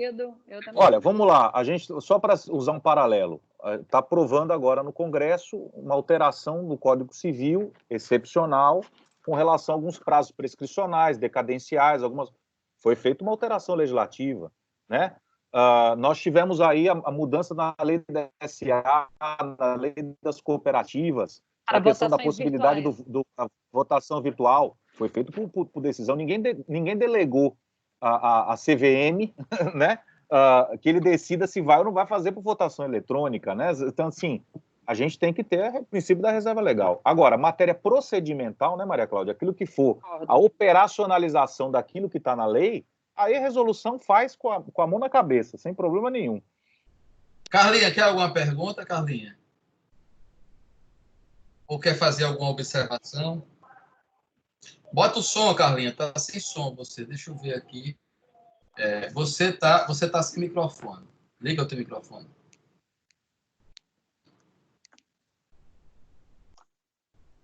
Continua sem. Só você pode ligar. Oi, Adriano. Consegue me Rafael? Rafinha, Rafael Matos. Tá aqui? Oi. Agora, pronto, estamos dois aqui. Eu demorei para entrar porque vocês apanharam na entrada? Foi, mano? Você cada dia muda de programa, fogo, você parece que você vai te perseguir, tinha que baixar mais de 50 programas para assistir você.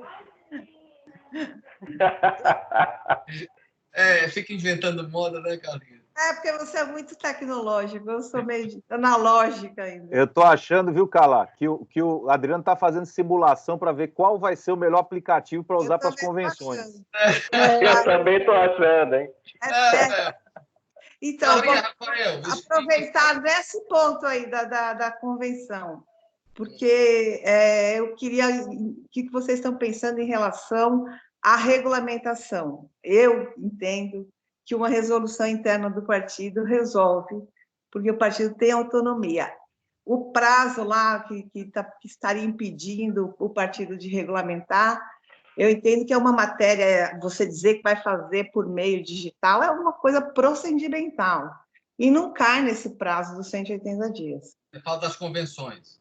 Das convenções. Então, eu entendo que uma resolução da Nacional dizendo quem precisar adotar comissão virtual, convenção virtual, resolve o problema. Acho que um PL para resolver isso, uma resolução do tribunal por consulta, eu acho desnecessário. Tanto é verdade que a consulta já disse que vai mandar para a administrativa. Então, é matéria administrativa, não é de mérito.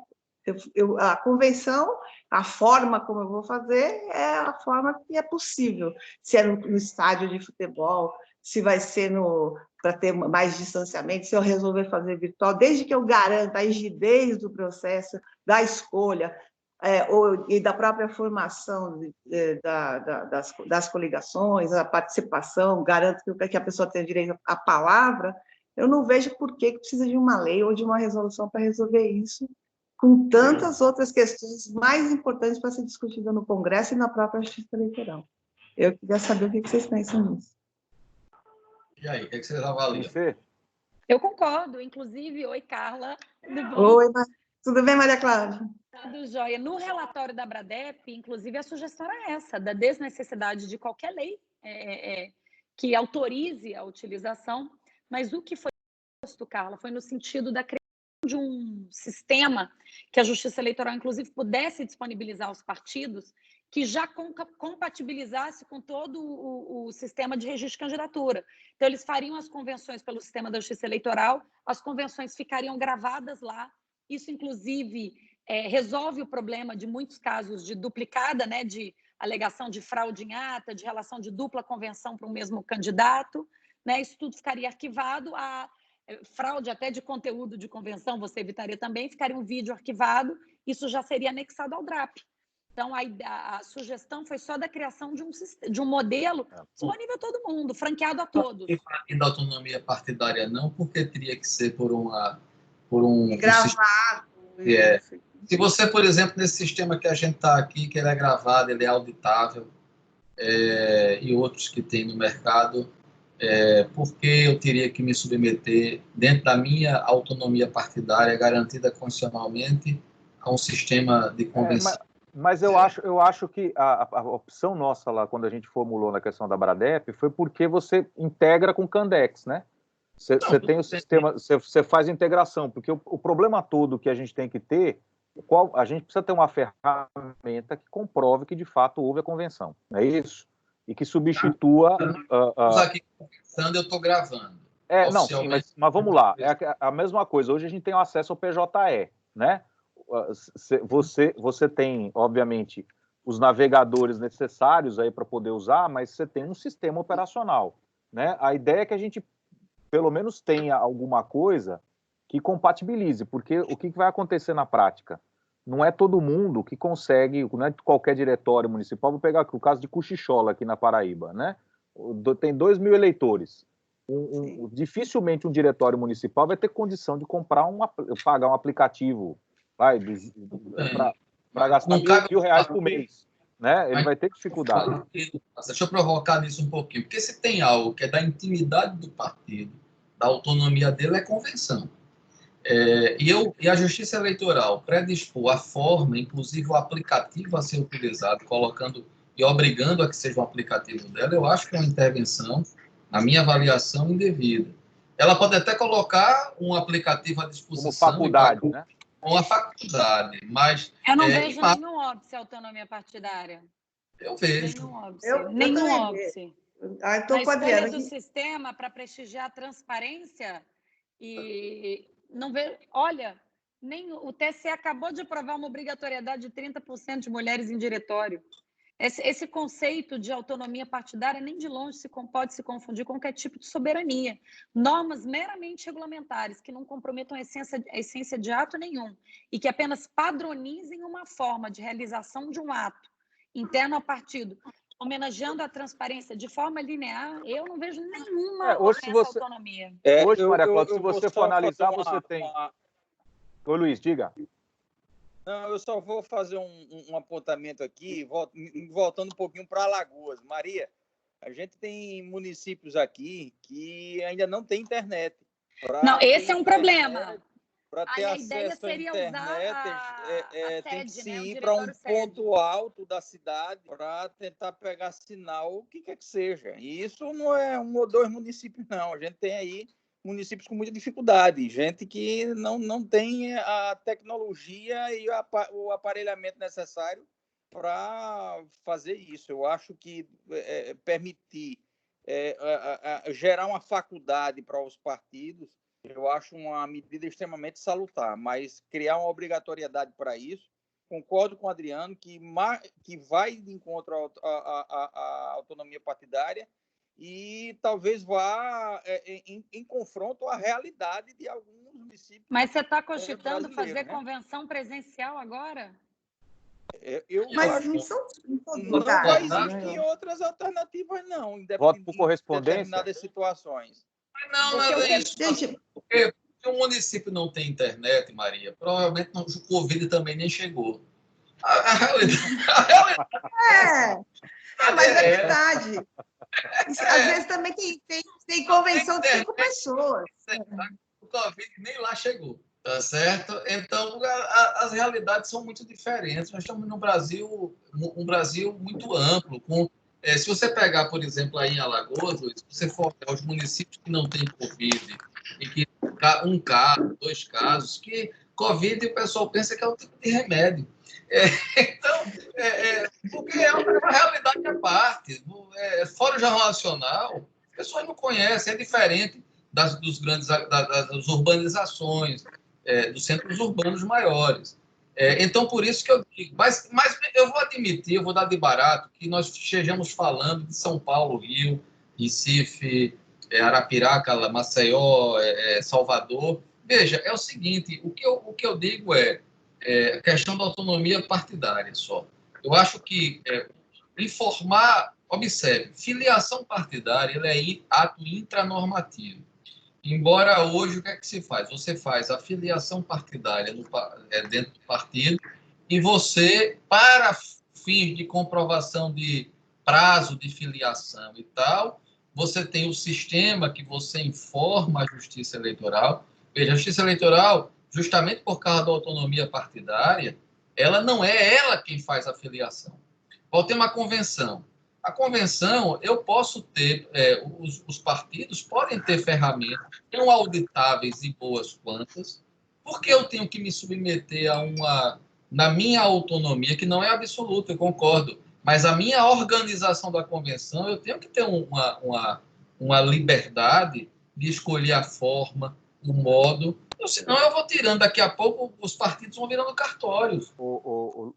Adriano, na sua lógica, o projeto da deputada Margarete e da Soraya é nesse sentido, ele abre a possibilidade de as convenções poderão ser realizadas por meio eletrônico. Eu não lembro, ela abre a possibilidade, Maria Cláudia. Ela abre essa possibilidade, desde que haja comprovação. Pronto, aí não há inconstitucionalidade, porque o que não pode é o partido. Veja, nós temos aqui essa história da ferramenta. Por que é que eu vim para o Teams? Por uma experiência que eu estou tendo, o Zoom, que não nos critique, mas hoje ele tem tido problemas de segurança. É um aplicativo muito bom, mas tem sido hackeável, tanto que eles estão investindo muito nisso agora. Esse aqui ele é auditável, mas são instrumentos que você consegue auditar. Então, os partidos políticos podem escolher o seu, porque tem que ser e com muita facilidade, porque você imprime, porque você grava, porque você... Então, assim, o que é importante é que se comprove que a manifestação convencional ela foi íntegra. E aí você tem formas de auditar. Mas você vai ter nessa eleição, inclusive, muitas convenções presenciais. Muitas. Na maioria dos municípios, inclusive. Porque a minoria, se você pegar nesse debate do Brasil, eu estou dizendo a vocês por experiência. E o TSE vai deixar, e ele vai ficar a cargo de quem? Aí é que está o problema. Nós temos outro problema. Será que vai ser de quem? O TSE vai baixar uma norma geral por questões sanitárias que não existe na maioria dos municípios brasileiros? Mas seria autonomia partidária, quer dizer, se eu tenho 30 convencionais, eu alugo um lugar para 200 pessoas, eu não posso fazer? Precisa de a lei vai me proibir de fazer?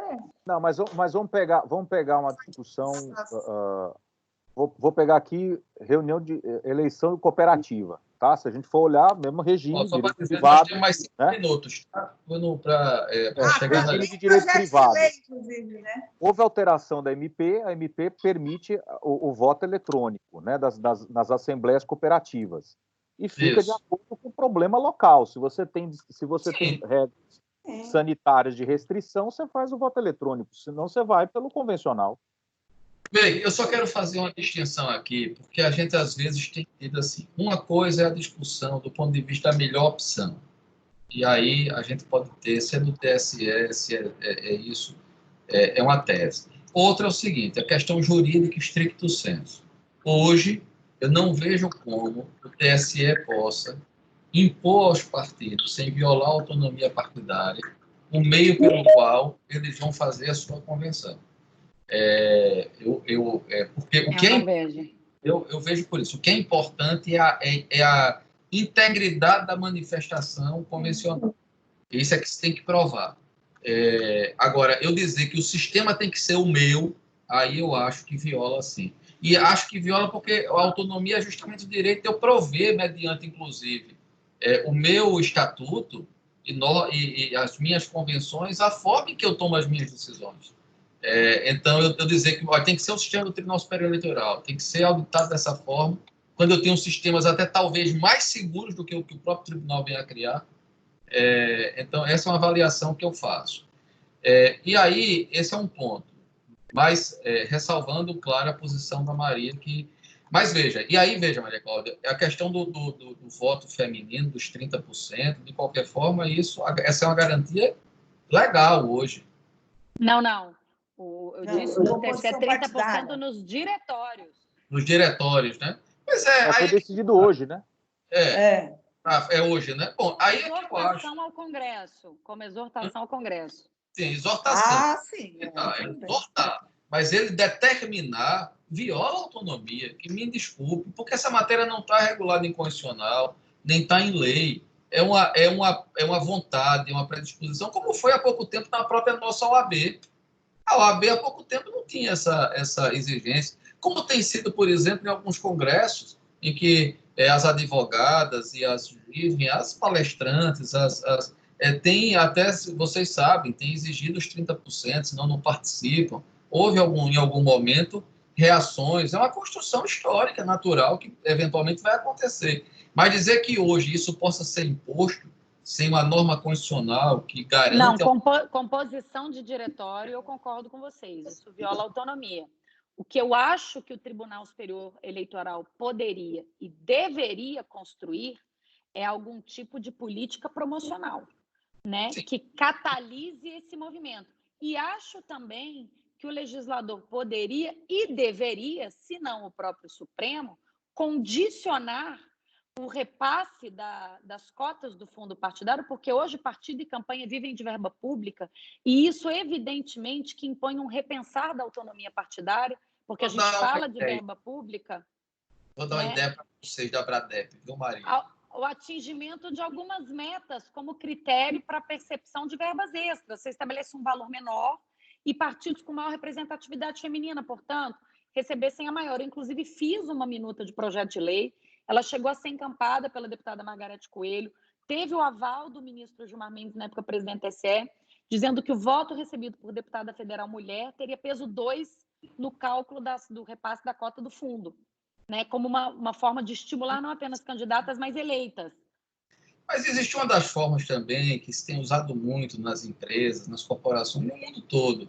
Tem sido uma espécie de sanção premial, o selo de qualidade do tribunal, o selo de qualidade de associações, de entidades. Então, esse diretor... Ninguém vai receber, né, Maria Cláudia? Selo de qualidade. Você está negociando, né? São formas. Você vai... Mas quem recebe diz, tá vendo, eu sou reconhecido. Estão colocando mulher inflável no estádio de futebol. Isso. Vai falar em selo. Quer falar em selo de ouro? O Estado fica animado. É isso, no meu texto sobre compliance. Vamos pensar no compliance partidário como um certificado, um requisito para acesso à verba pública. E vamos enfiar dentro da norma de compliance um mínimo de representatividade feminina. Isso resolve. O querido Guilherme entrou aqui agora. Guilherme! É o GG? GG, entra aí, GG. O GG entrou agora, atrasado todo, GG. Cadê o GG? Entra aí, GG. Ele está com o som ligado, ele entrou, está com o som ligado, vendo. Mas ele cadê? Luiz. O GG, ele é um tempinho, pediu, a gente conversando aqui empolgado, eu não vi. Então, acho que ele continuou com o convite distraído. Bom, pessoal, a gente vamos partir para ir encerrando esse... Eu espero que vocês tenham gostado dessa... Foi bom demais, bate-bola gostoso.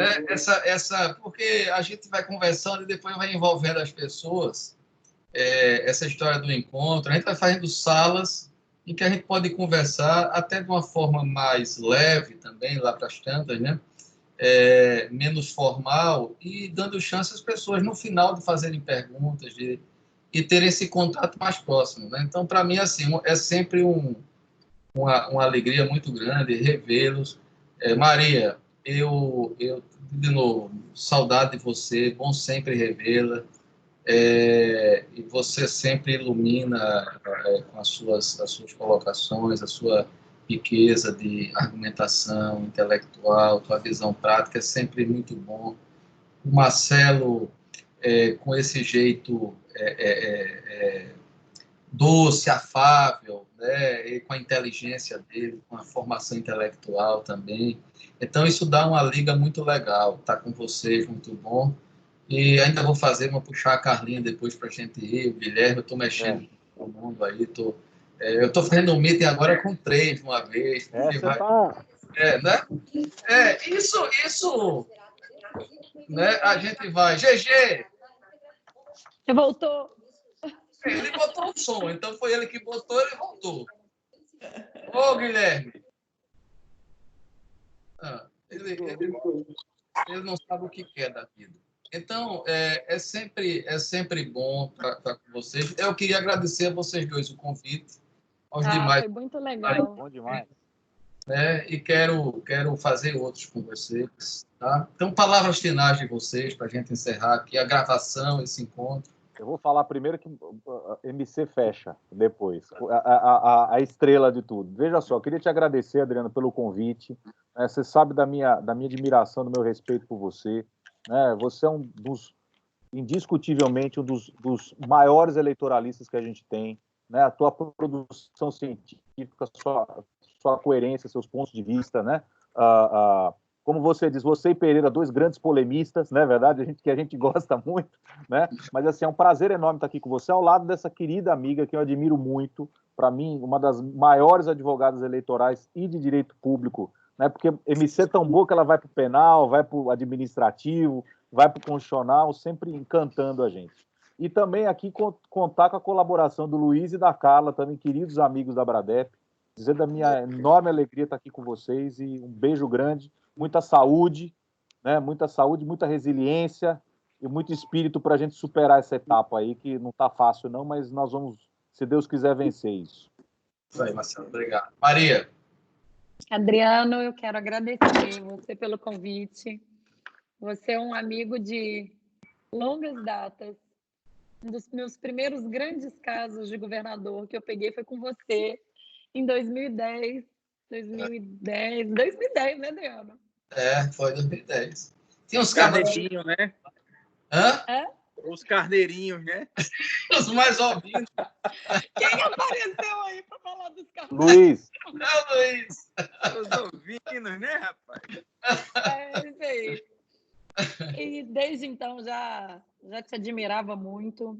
Você é uma pessoa de um brilhantismo, uma inteligência reconhecida por todos, um teórico importante. Acho que a gente fala pouco em teoria de direito eleitoral e você foi um dos poucos que se animou a lançar algumas linhas teóricas aí sobre esse ramo do direito.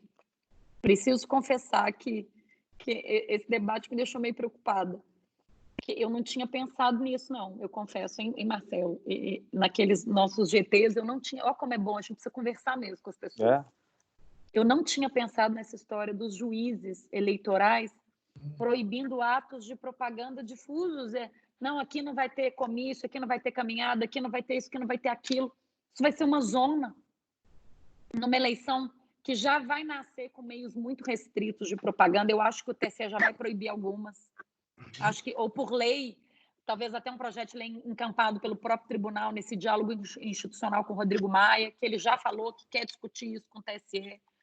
Eu acho que já vão vir alguns atos de campanha que já vão nascer meio amputados. E tenho medo dos juízes irem além. Não tinha pensado nisso. Não sei como é que resolve. Eleição municipal, competência do juiz de primeira instância. Vai ser de uma diversidade de decisões. Carnaval. Eu não tinha pensado nisso, não. Isso é um negócio que nós precisamos aprofundar, Adriano. Nós precisamos pensar. Como é que a gente cria um núcleo mínimo? Porque senão vai ser realmente uma zona. Eu não tinha pensado nisso. Essa conversa nossa, esse tipo de formato, na conversa com o Ricardo Penteado, com o Rodolfo, já foi, a Carlinha estava junto, já foi muito interessante, assim, o nível de temas que vão surgindo e dessas discussões são muito ricas. Essa conversa nossa também, ela traz, para mim, está sendo uma variedade de informações, de riqueza para a reflexão.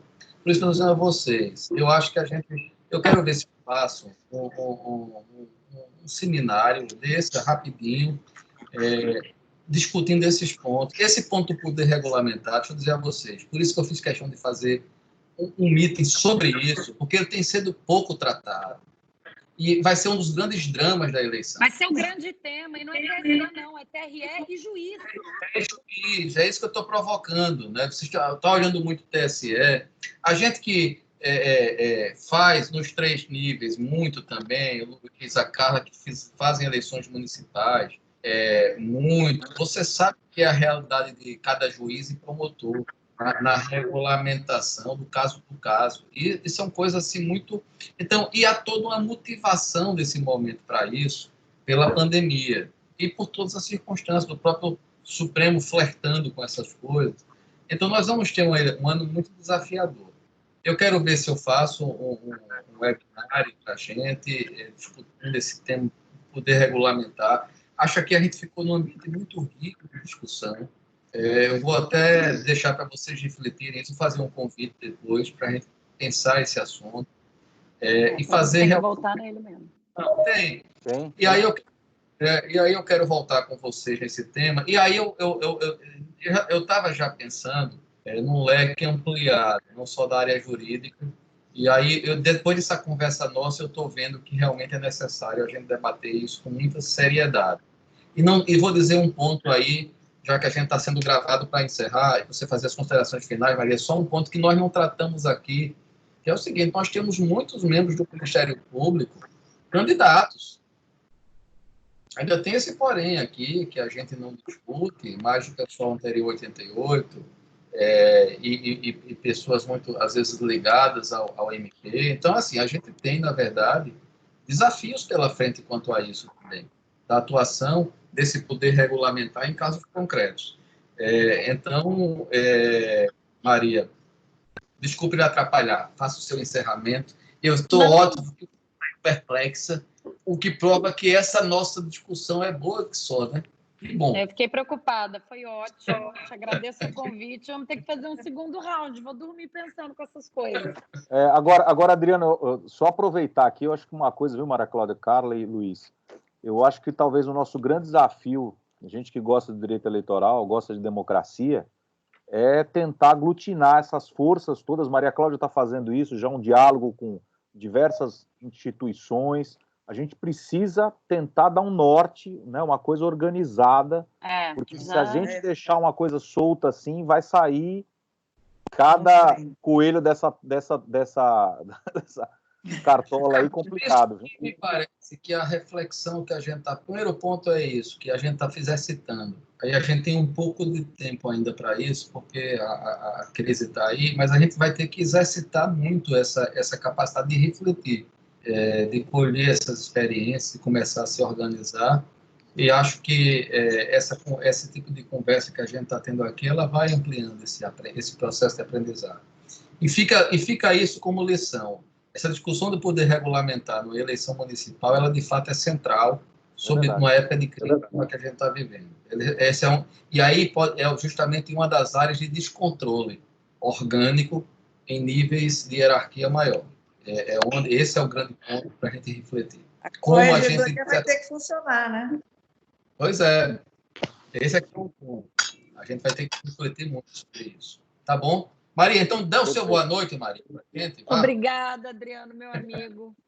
Que bom revê-los. Acho que nesses dias tão estranhos, eu tenho falado para o Marcelo, a gente oscila, né? Tem dia que você está mais animado, tem dia que você está sem energia nenhuma. Esses reencontros virtuais ajudam bastante. Muito obrigada pelo convite. Um beijo, Marcelo, meu amigo, meu companheiro.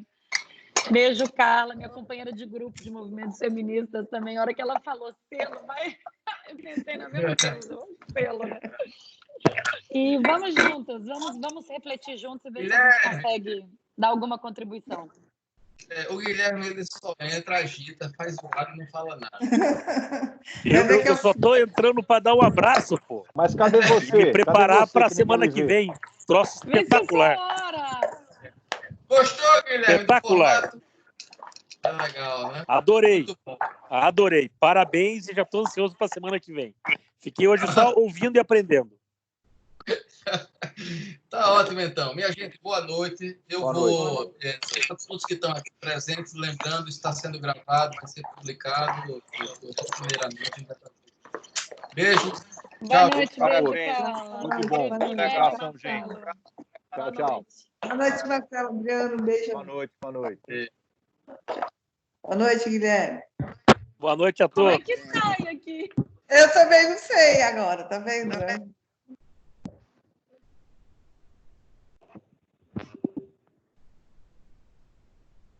Saiu? Não saí ainda. Eu também não saí. Eu pensei que tivesse ido, mas eu voltei. O vermelho, será?